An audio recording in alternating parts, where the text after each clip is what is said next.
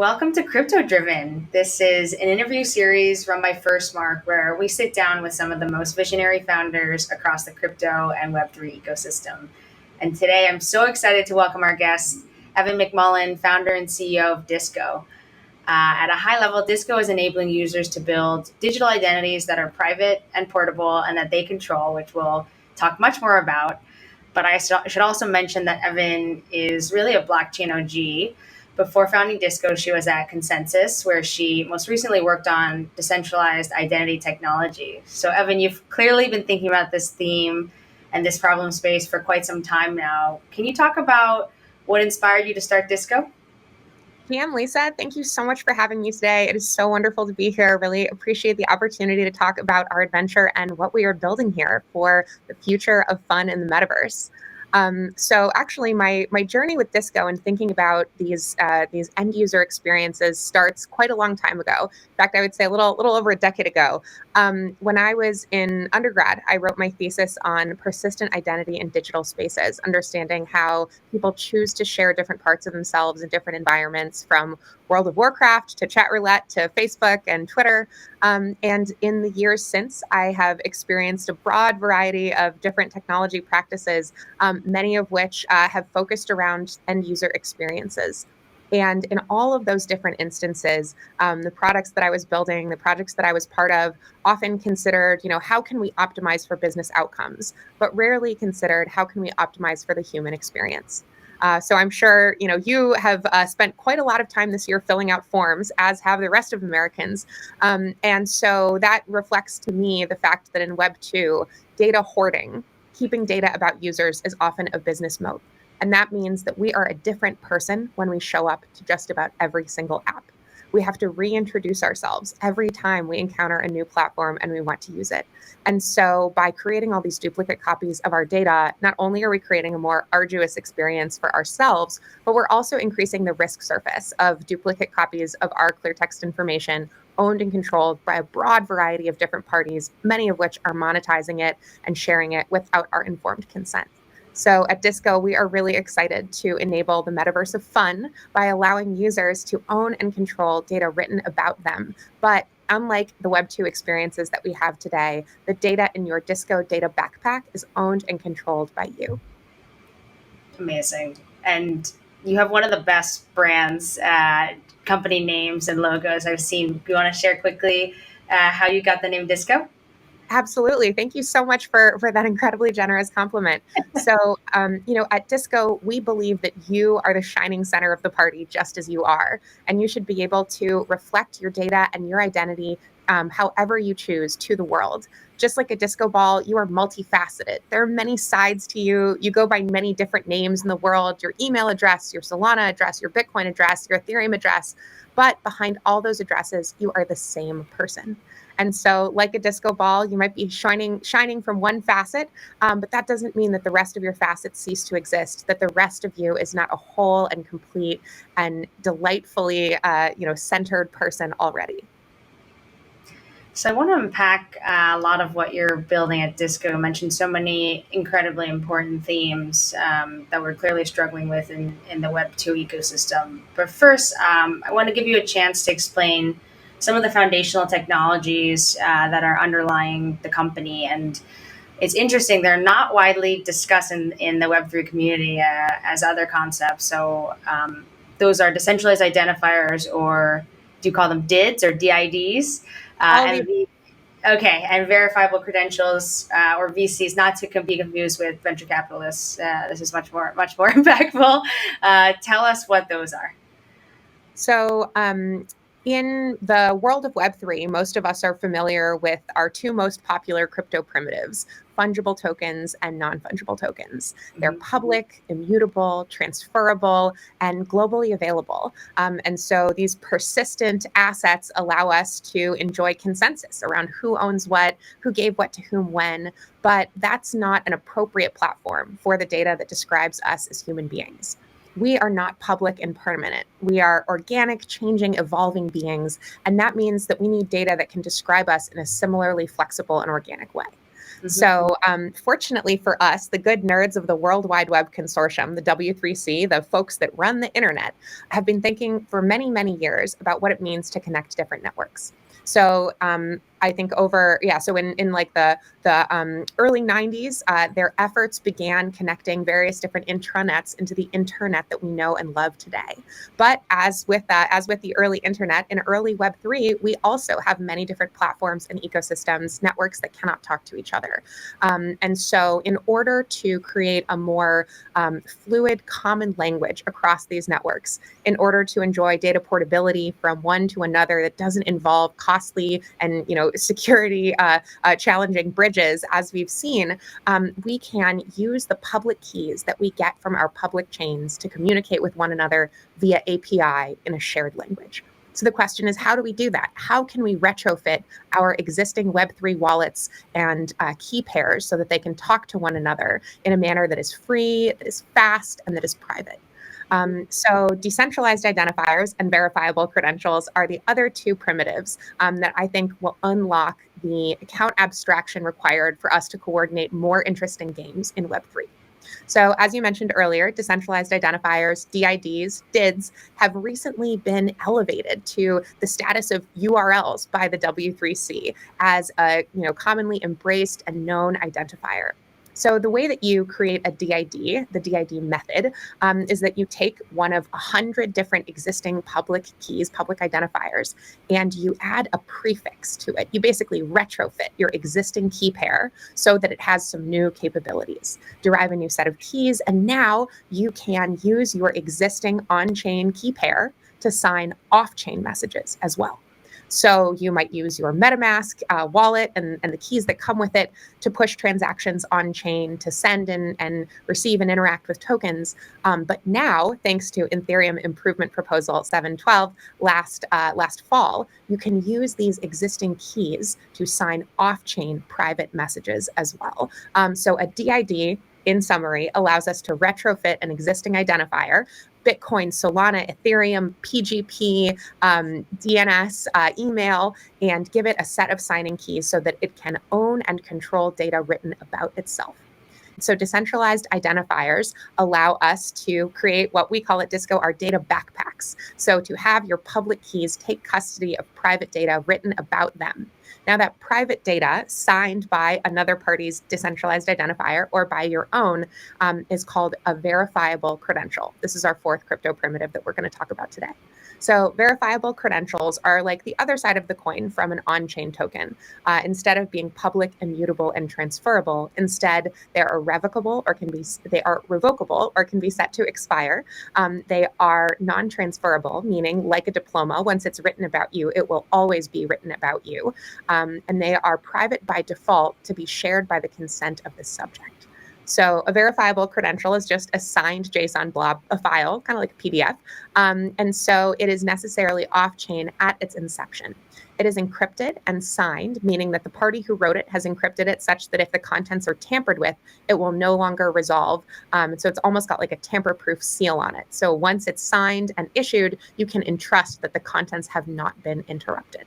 It's a wonder people are not talking about this more, because it seems like it solves a bunch of use cases and limitations of existing crypto technology, which I'm sure we'll talk about. But thank you for that overview. It was very educational for me as well.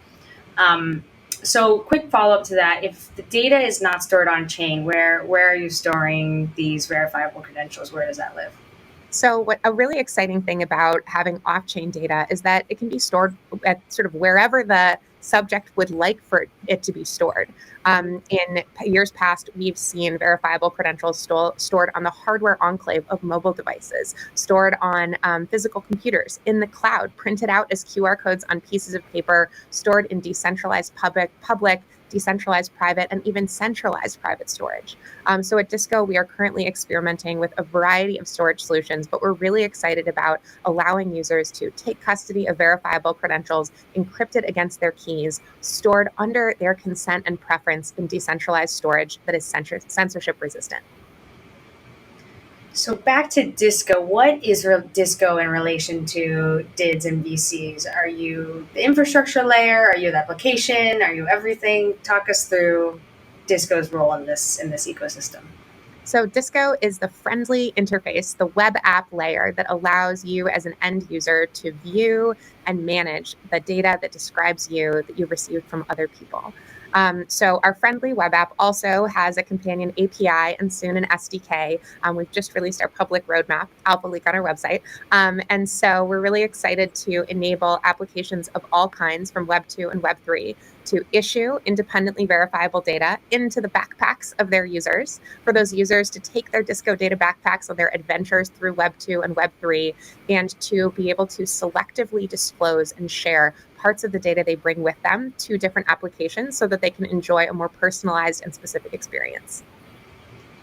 Awesome. So walk me through what that means, I guess, in practice. So if I'm a user, I can use Disco, connect my crypto wallet, Ethereum wallet, which then becomes my decentralized identifier. Disco's handling that conversion. I guess that's me activating my data backpack. Is that all accurate so far? Absolutely, A+. Great. I'm a good student of this, clearly.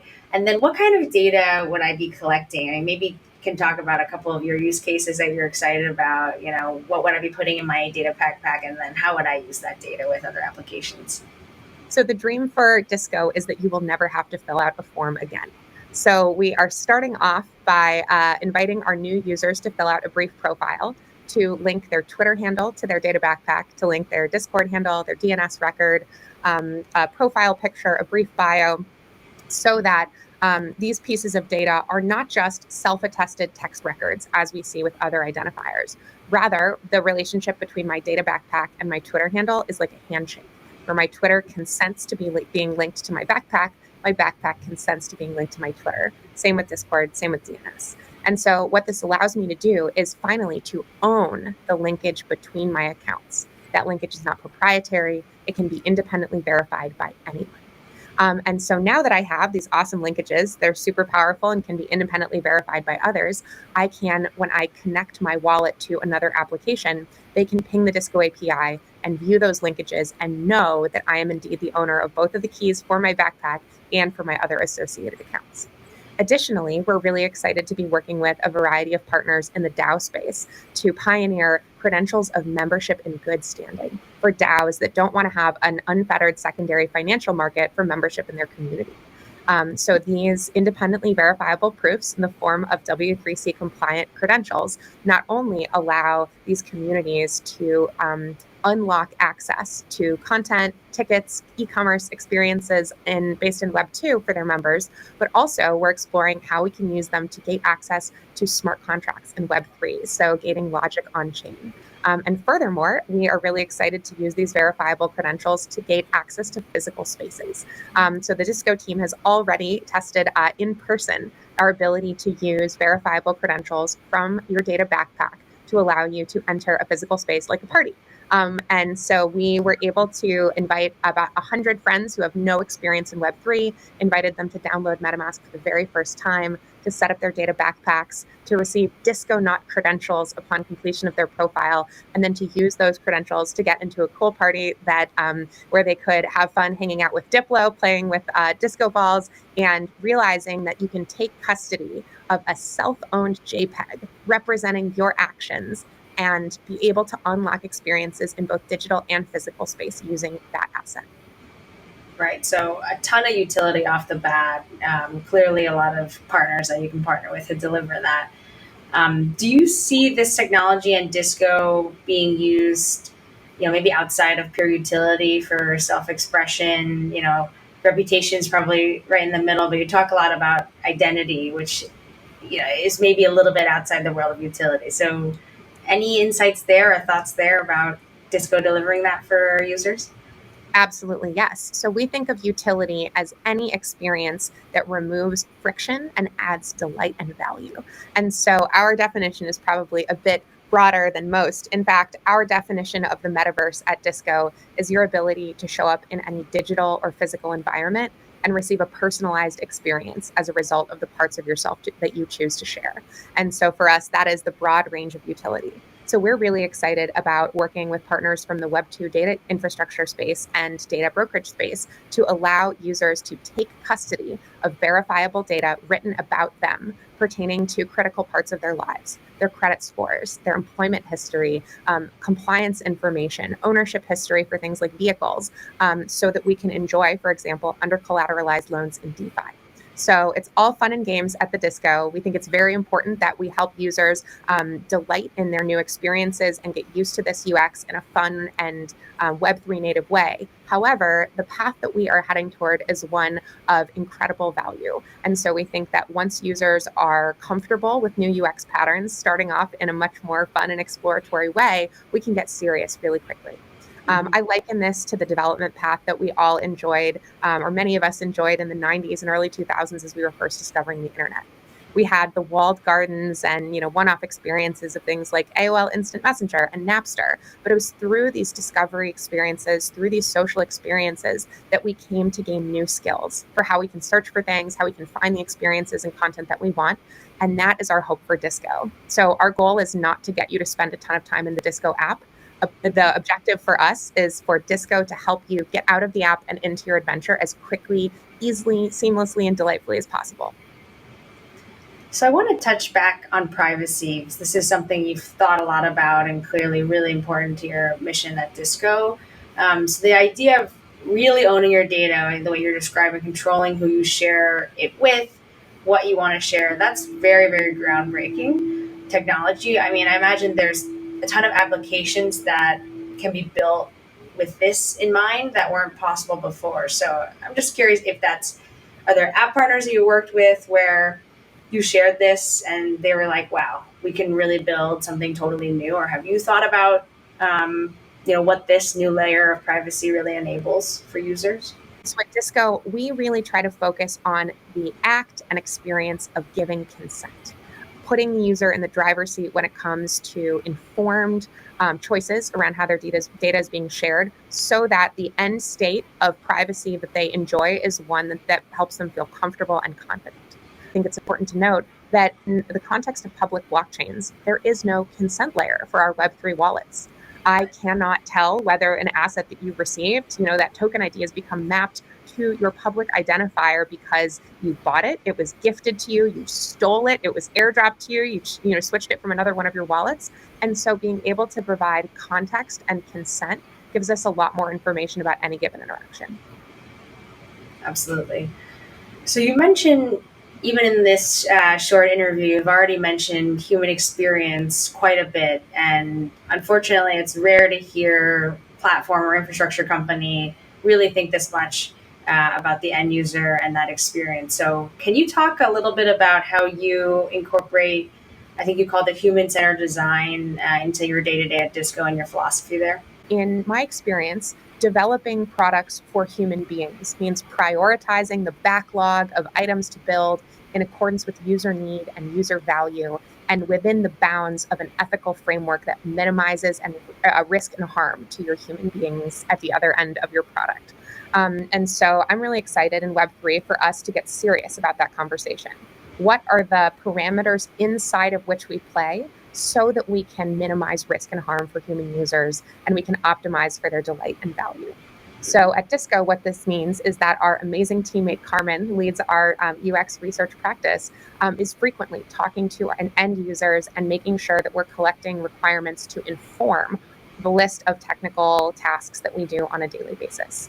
There is no part of our work that has not been validated against human users. And we care very deeply about the experience that happens between your chair and your keyboard, because as far as you're concerned, that's the entirety of Web3 for the most part. It doesn't matter what's under the hood if you cannot get to where you're going.